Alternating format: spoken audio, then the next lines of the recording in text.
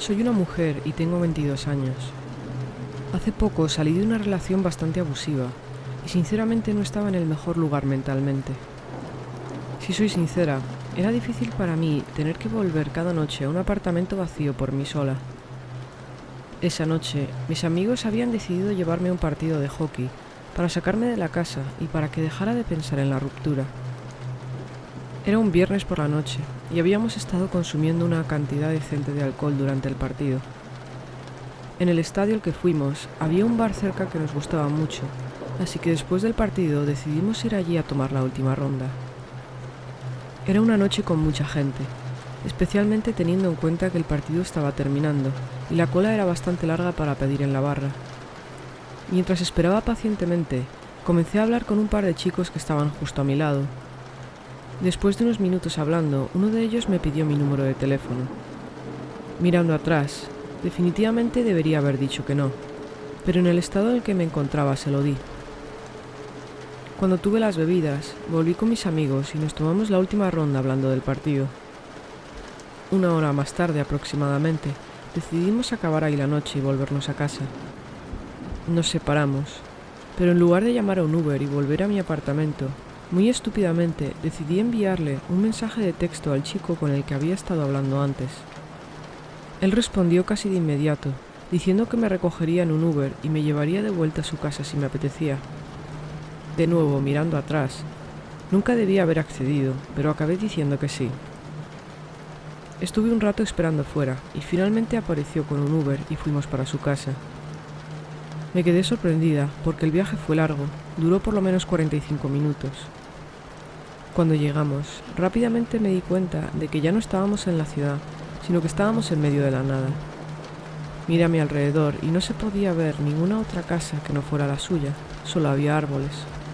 Honestamente, si hubiera pasado esta casa en cualquier otra situación, hubiera pensado que estaba abandonada, pero estando tan borracha como estaba, rápidamente quité de mi cabeza todas mis sospechas y fui con el chico hasta la puerta principal y entramos en su casa.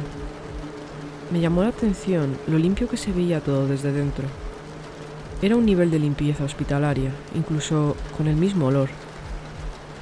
Sin siquiera preguntar, el chico rápidamente sirvió 2 copas de vino tinto de una botella que parecía bastante cara.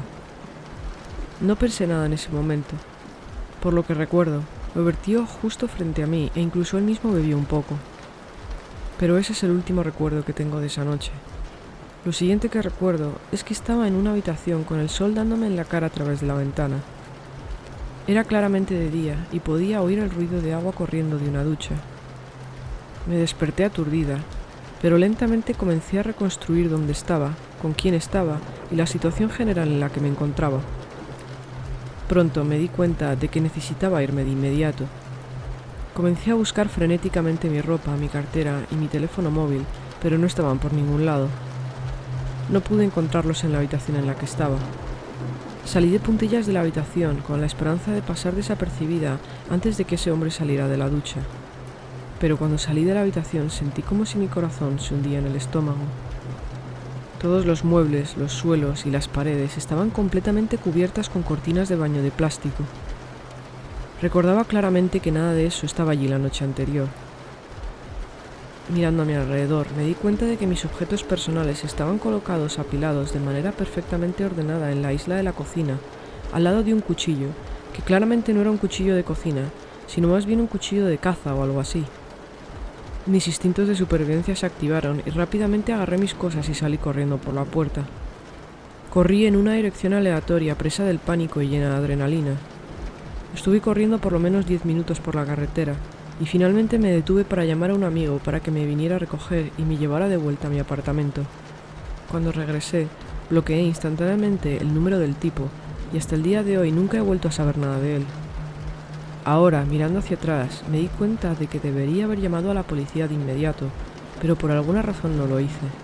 Está claro que no estaba en un buen estado mental después de la ruptura y esto me carcome desde entonces.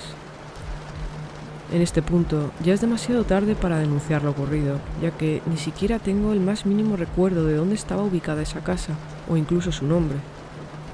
El detalle que más me atormenta es que lo único que faltaba de mis pertenencias personales era mi carnet de identidad. Estoy completamente convencida de que ese hombre planeaba matarme esa mañana cuando saliera de la ducha.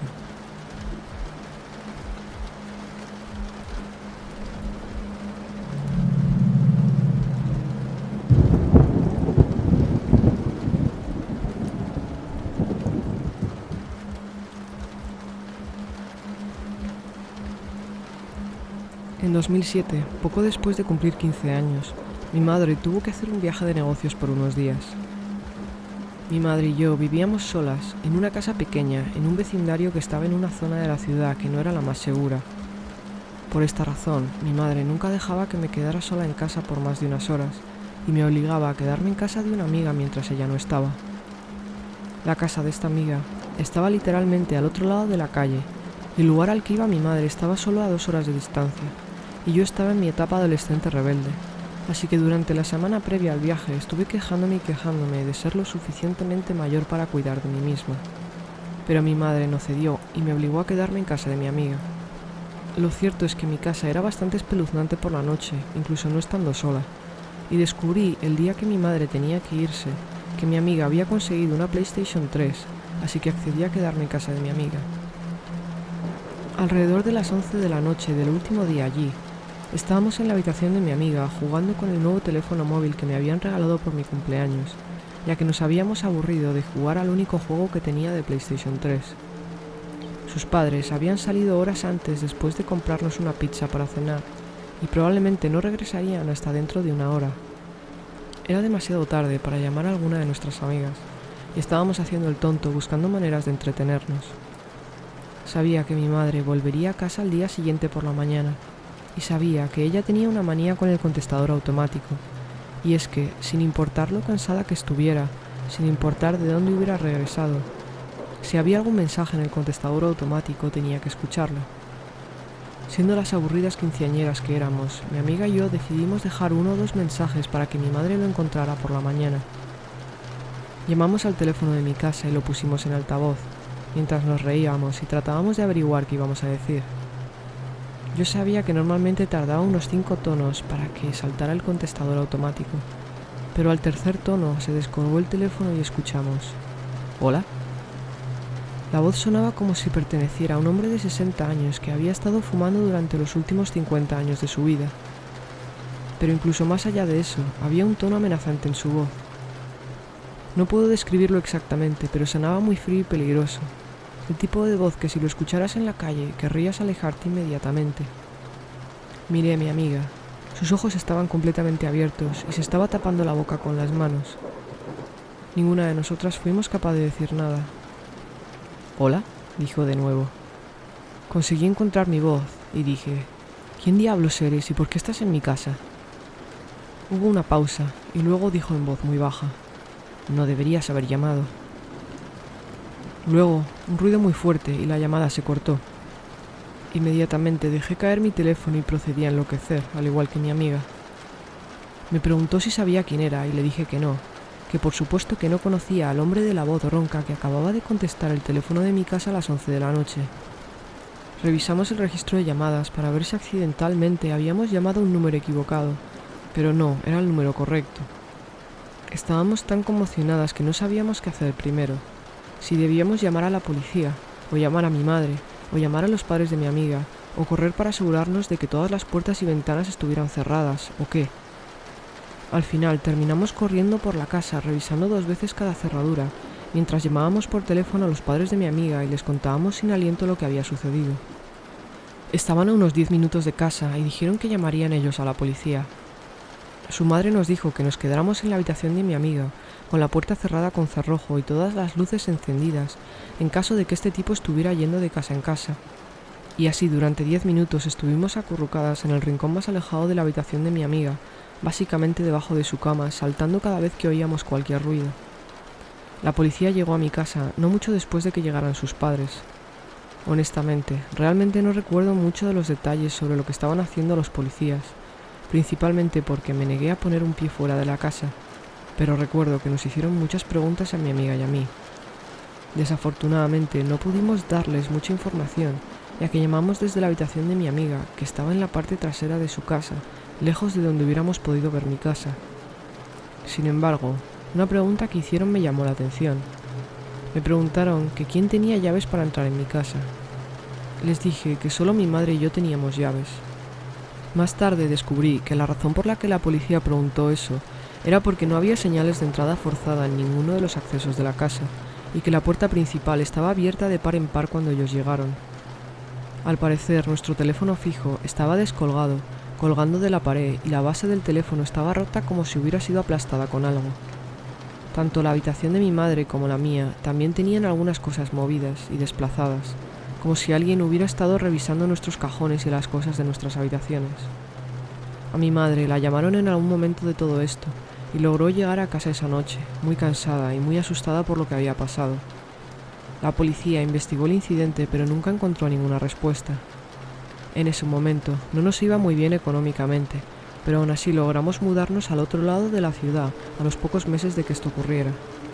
Sin embargo, durante los meses transcurridos entre esa noche y el día en que nos mudamos, dormí fatal y tuve pesadillas continuamente. También me negué rotundamente a estar sola en la casa, incluso por 5 minutos, y comencé a obsesionarme mucho con revisar una y otra vez las cerraduras de la casa, un hábito que todavía tengo hasta el día de hoy.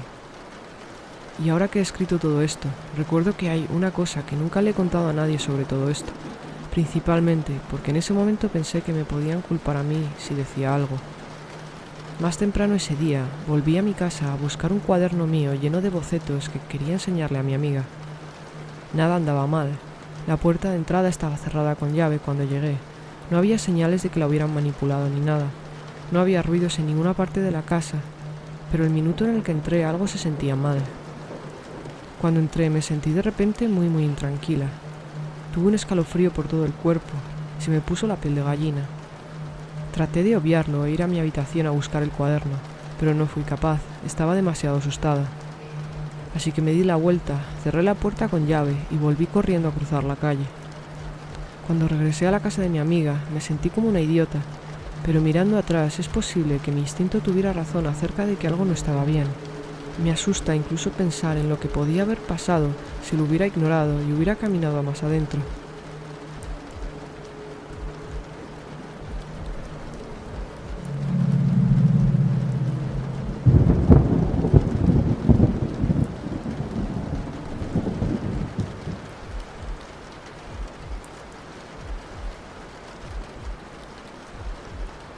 Soy una mujer de 25 años y hace varios años estaba en un aprieto económico.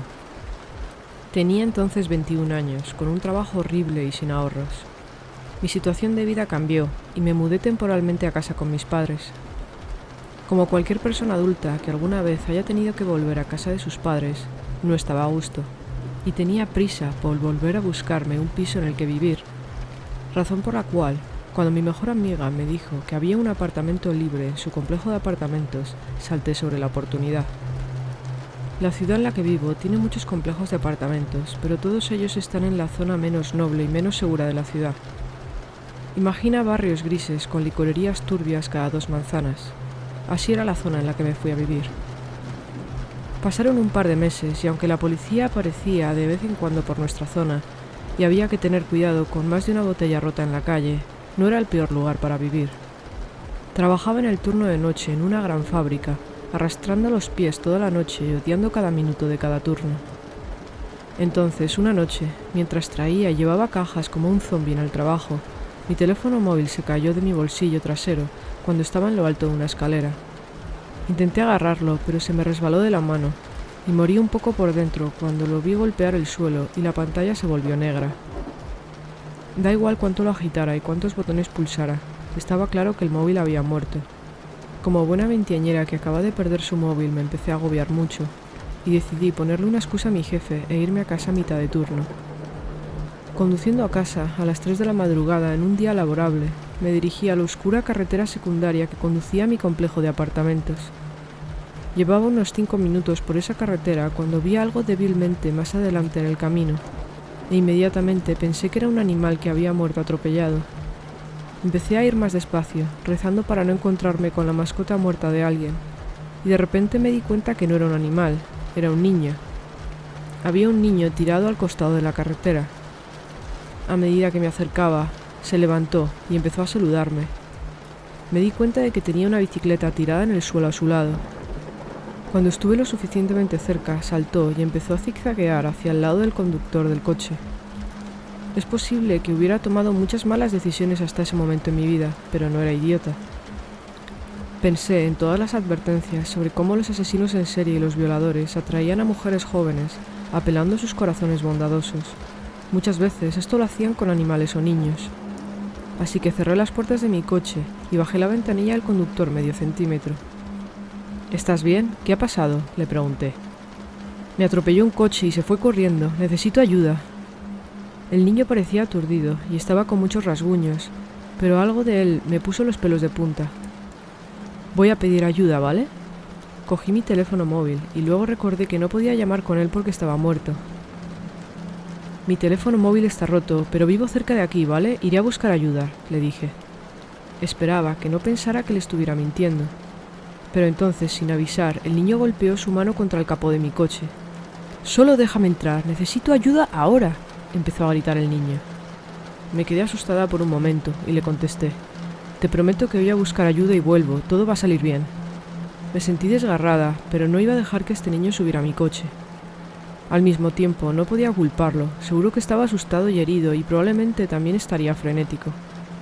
El niño volvió a golpear con la mano el coche y comencé a conducir. No exageraba cuando decía que vivía a la vuelta de la esquina.